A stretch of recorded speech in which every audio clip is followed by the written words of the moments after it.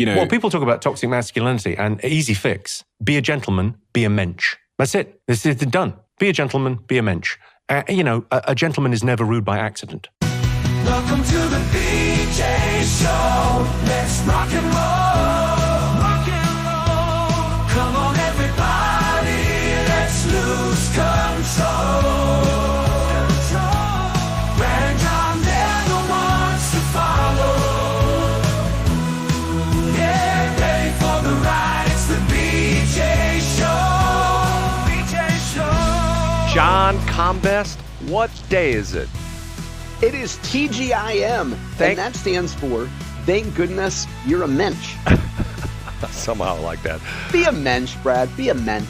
October 13th.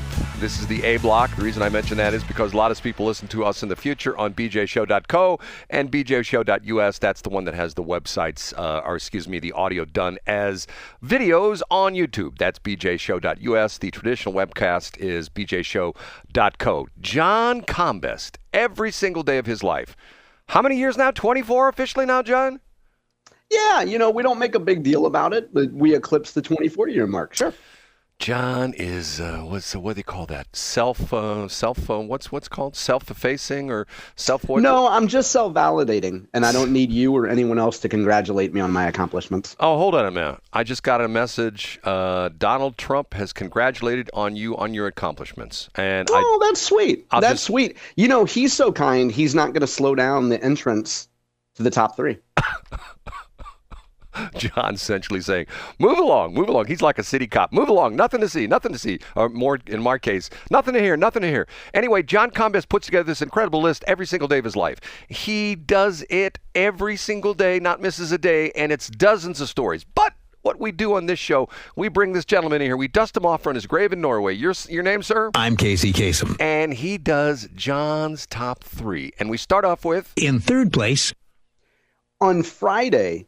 Brad Hildebrand, you surprised us all in your Brad's top 3, which is in B block. Folks can find that in the archive if they go to October 10th and look at B block.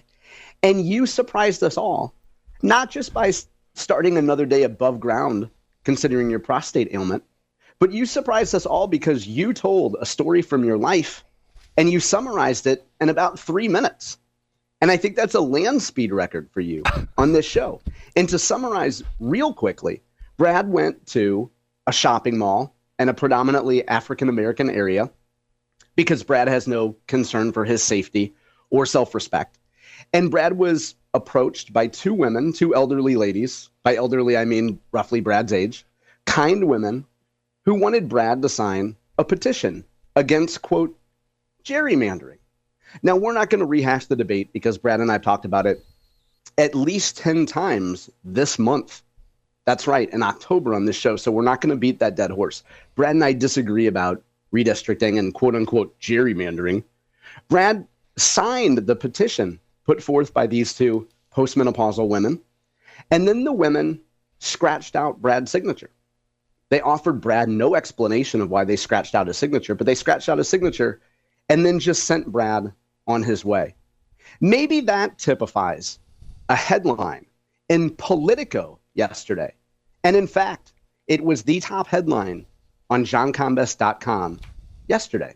The headline, Missouri Democrats have an opportunity to block a new congressional map. They say they're largely on their own.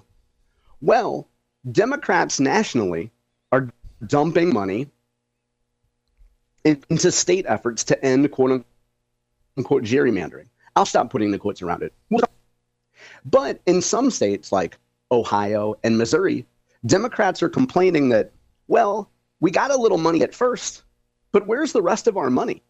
Now, to cut to the chase, Brad, there are going to be other groups that will fund this petition effort. The groups have until, I believe it's December 10th in Missouri, to submit all their signatures. It might be December 11th. But the groups still have 2 more months to submit all their signatures, which would put gerrymandering on the ballot so voters could vote on whether or not they want gerrymandering in the middle of a decade. So what it would seem to appear like is that some other outside progressive groups are going to have to foot the bill if Missourians are going to have a lot of petition gatherers at their black, white, rural, urban, suburban shopping malls. Top headline on johncombest.com yesterday, Brad. And in retrospect, with the gift of time over the weekend, I'm starting to think, I went to your Facebook page, Brad, and I actually saw the picture of the ladies, and I saw your description there. Maybe these women are, as you suggested, really well-intentioned women who happen to be progressive and Democrats. Maybe they just weren't trained very well. Maybe nobody spent 10 minutes with them in person or on a conference call and said, hey, here's the main questions you're going to get. Here's what to do if a fellow geriatric says that his zip code's 90210. He's just trying to flirt with you. Be kind to him. So maybe these kind elderly women just weren't trained very well. Maybe Missouri Democrats need somebody competent to train their petition gatherers. Well, I told you the bizarre part of this was when I asked, after they told me they're going to scratch out my name, I said, can I take a picture of the page? And the one lady puts her arm over it. And I'm going like, that's public information, right? We talked about this, didn't we? But you know what? In her defense there, Brad, I think even though it will eventually be public information, I don't think you want someone, if I was training them, God forbid, I would say, don't let people take pictures of the petitions. They can eventually get access to these signatures and go through them themselves sometime down the road, but don't let people take pictures. But John, what are they? Knowing you, Brad, and I mean this with no sarcasm, you would say, hey, by all means, this is public information. Take a picture. Right, because it is public information. But here's the question. What do they have to hide? I mean, this is what I don't get. I mean, what? Yeah, I mean, that's a good question. I think if you went on election day, and for folks who don't know, Brad doesn't vote. Not anymore. But if you went on election day and you went up to someone at the polls, if they had an old-timey sign-in sheet, they wouldn't let you take a picture that day of the voter rolls. But that's you get what I'm saying? That's a little different. You could eventually go in after the election and say, I want a list of all the people that signed in on election day. But I don't think the election judges would let you take a picture that day of the book. I think that's a little different because you're talking about election and, and the whole bit. This is like petition stuff. It's true. I mean, there is a difference. So you have a valid point there, Brad. It is a little bit different. So the bottom line of story number 3 is that maybe Missouri Democrats are going to be on their own. And make no mistake, they're going to have a ton of outside money of folks who want to influence this and folks who want to fund the petition and the signature gathering. But it looks like national Dems are like, I don't know, we got to, despite what Republicans will tell you about Democrats and despite what Democrats will tell you about Republicans, the other side always does have limited resources. And so you got to allocate those appropriately. John, now it's interesting. You threw the race card into this because I never mentioned which Snooks this was, but you said... but you acknowledged that it was in North St. Louis County. You said that on the air on Friday. Yeah, but you said predominantly black. Just because it's in North St. Louis County doesn't mean it's predominantly black. There's no metropolitan region, and you can split hairs all you want, and we need to get to story number 2. It's in North St. Louis County, and I asked if it was in a black area, and you acknowledged that it was in a black area. Well, maybe that's why she didn't believe that I was from the area, because I think that's why, because you're white and you put a couple sentences together. She made me show my driver's license. Did I tell you that part of the story? You did, Brad. Yeah. I showed her my driver's license. I say, this is me. I have a Missouri driver's license. I am able to sign this petition. Right? Isn't that what the deal is? She should have done a background check on you, which is in story number 2. Let's get to it. Up a notch to number 2. A headline from the Missouri Independent this weekend. Rudy Keller revisits a story that we talked about last spring, so the spring of 2024. The headline, Missouri GOP lawmaker accused by rival of lying about felony on candidate declaration. This is a story that's close to home in our broadcast area. The state representative from Darden Prairie, Representative Mike Costlow. Do you remember us last year discussing that heated and vicious battle between Representative Costlow, then a candidate, and a guy named Max Calfo? It got really nasty. Yes, I do remember that. It got super nasty. And that followed a super nasty battle between a guy named Representative Justin Hicks and Max Calfo.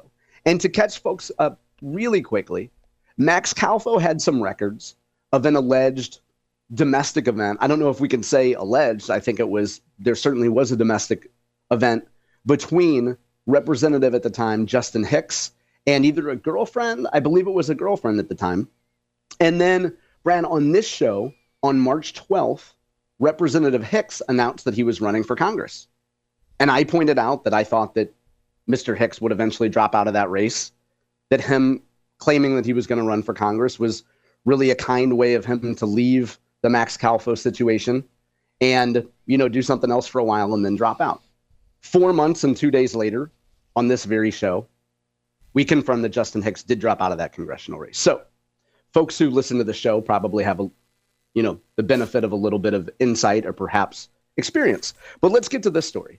The crux of it is, last year, as I read the story, last year, Max Calfo said, hey, Mike Costlow was convicted or pled guilty to a felony in Georgia in 2008.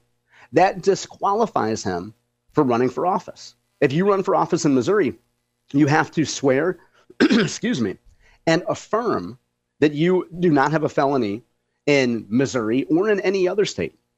As it turns out, since Mike Costlow was elected, he beat Calfo in that primary.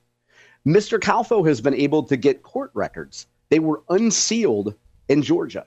And it turns out that Representative Costlow in 2008 did indeed enter a plea of guilty.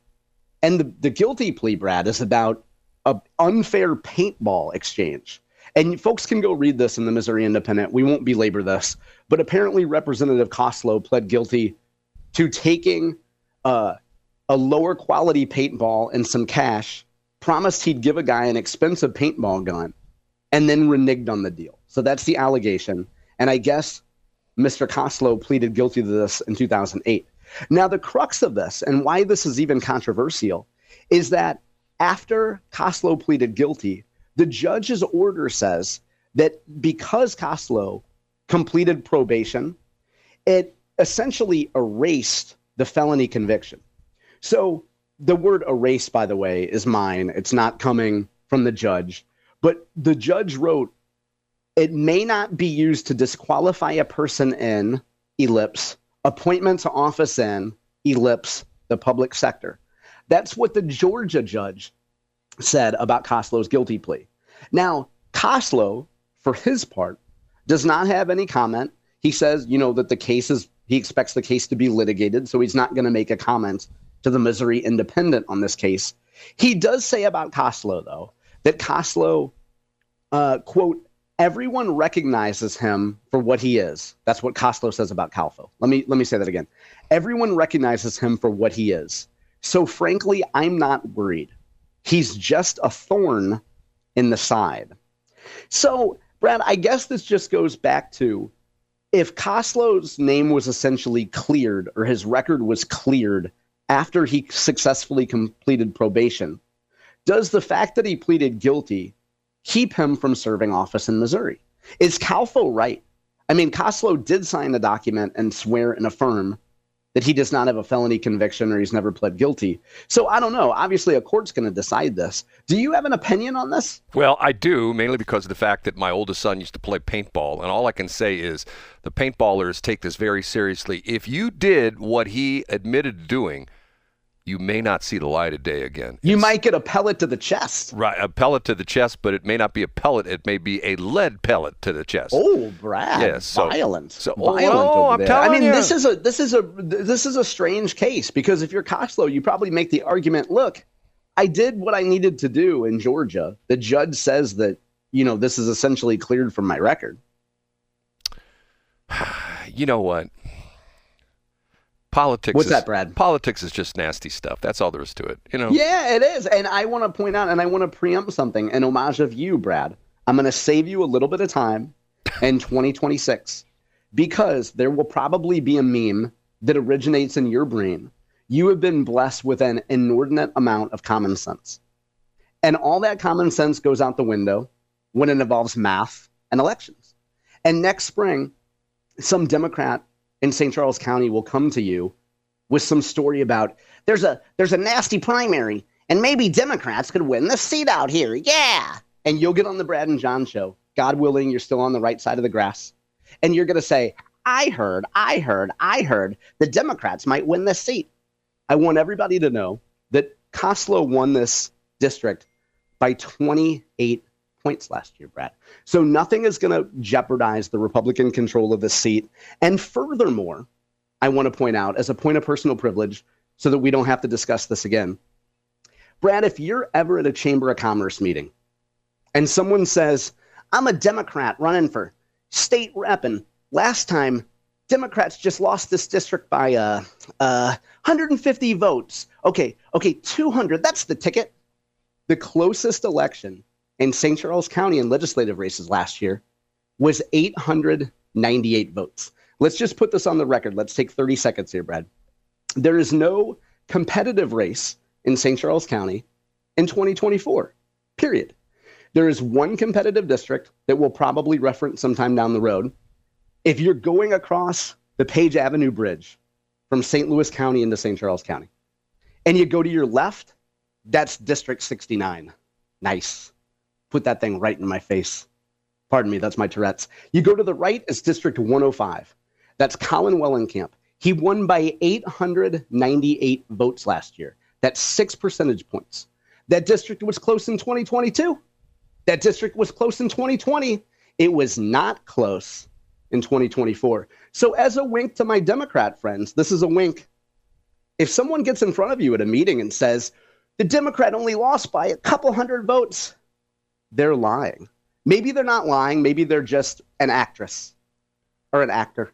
Who knows? We won't specify gender. So, Brad, don't be duped. There are no close races in St. Charles County. I don't know, John. The story I've heard is that Ricky Schroeder's in trouble because he actually does live in Ladue, and they're going to point that out, and he may not win. Oh, Brad. Hey, I have a feel-good story, and I'm going to quote my friend and radio mentor, Brad Hildebrand, in story number 1. Can we get to it? The number one. We've got to it.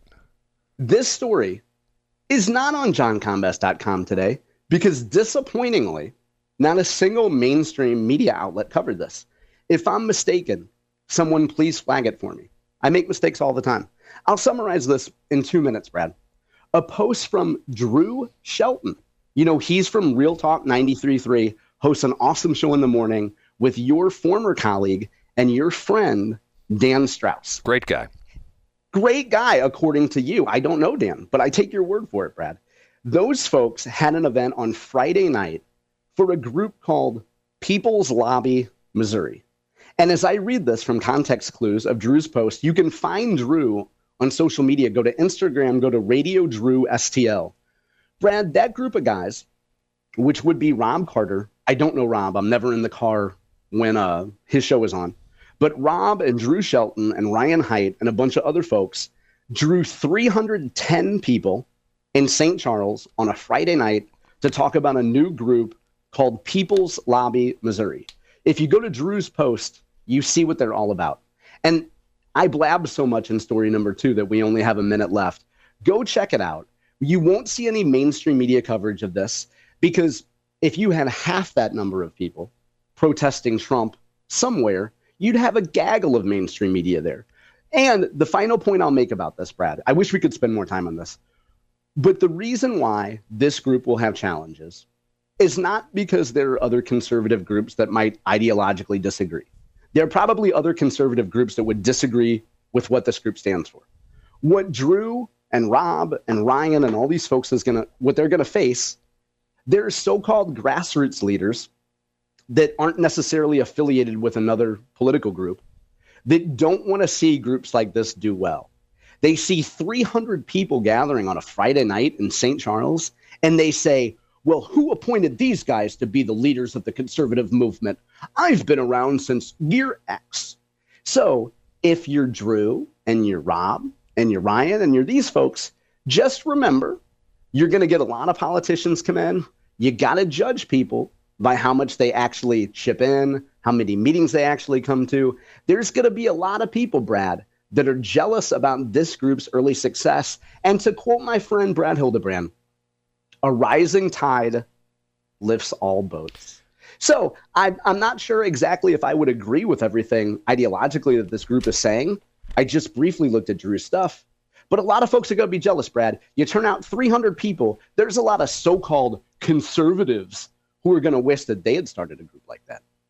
John, it goes back to me declaring myself the day after Charlie Kirk was murdered. I'm an American. I have no political affiliation. Ask me who I vote for. I say I vote for Americans. You vote for America. And if you listen America. closely, you can hear Lee Greenwood singing his famous song, Dixie Road. And then after he plays Dixie Road, he plays God Bless the USA. John, I'm a little bit upset because I had a meeting over the weekend that drew quite a few people. Oh, what was it, Brad? Matter of fact, it drew 2 people. It drew Rick and Tracy Ellis. I'm starting the CINO group, the Christians in name only, and they're going to join my group. Very good, Brad. Now, this is different than the van you usually park outside Target, and you call it gyno. And you say free gyno. So at least, the officer said you needed to keep it moving on that one. I have to tell you something. 300 people. That's something, but I'll be honest with you, John, 300 people to me is nothing. Yeah, but hold on, Brad. Hold on. To get 300 political people in the same place at the same time is a big deal. To give up a Friday night? Now, Brad, most people, I'll be careful how I say that.